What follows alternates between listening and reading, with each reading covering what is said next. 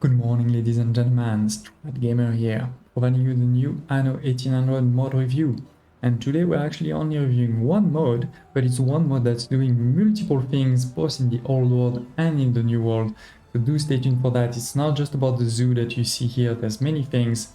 But before we dive in, please consider subscribing to the channel if you haven't done so already. It does really help, and also with that you never miss another episode. Okay, so this mod is actually called the Arctic Zoo by Saludas.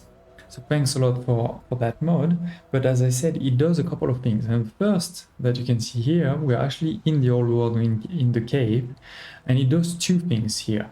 The first one, you can see that some of these modules are the traditional ones with, say, the paved street looking quite sharp, but maybe not really Arctic-like, right? Because these are animals from the Arctic region, and sure, maybe they're, inside it looks a bit Arctic-like, but it doesn't outside. But now you can change that, because if you click on any single, modules, if you press Shift V, you get into the Arctic mode. You can see with snow all around. So that is possible, also in the old world, not just for the Arctic.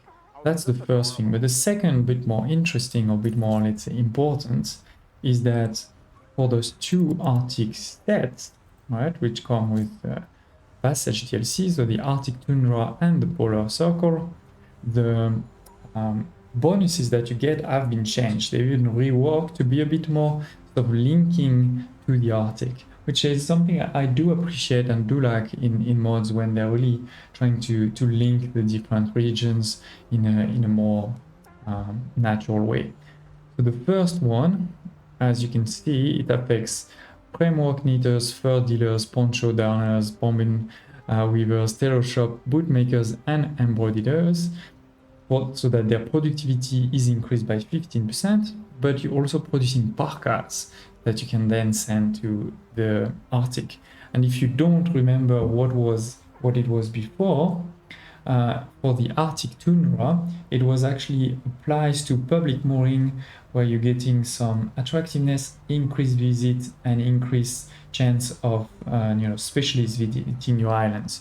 So quite a big change. And similarly for the second one, now it is linked to your oil refineries, where you're going to produce gas at a very low rate, 1 out of 50, but still that's quite a lot, given that the oil production is quite quick and you can have quite a lot of oil production.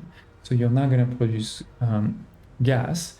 Once again, if you don't remember, the previous one was for cloth industries to have plus 25% production and minus 25% maintenance cost.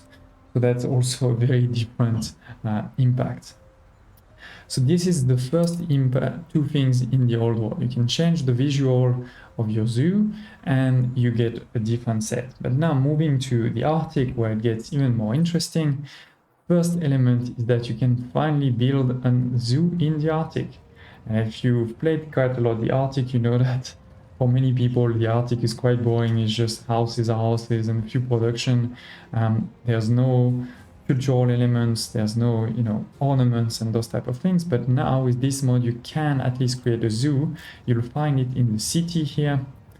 This is your Arctic zoo. It works pretty much like a normal zoo. One big difference though, two big differences. One, you can't build music pavilions, and the second is for the enclosure, they're actually not limited. They don't need to touch. So, which is something that a mod can do in the old world, but base game doesn't. In terms of the animals, it's actually the exact same two sets, the Arctic Tundra and Polar Circle, with the exact same animals, but they do give you different bonuses. The first one being for your airship hangar, construction time and cost minus 50%. So that's pretty good if you're trying to build a fleet of airship. And the second one, even more interesting, because really bringing something new, is you can build a new ship, Nate's cargo airship.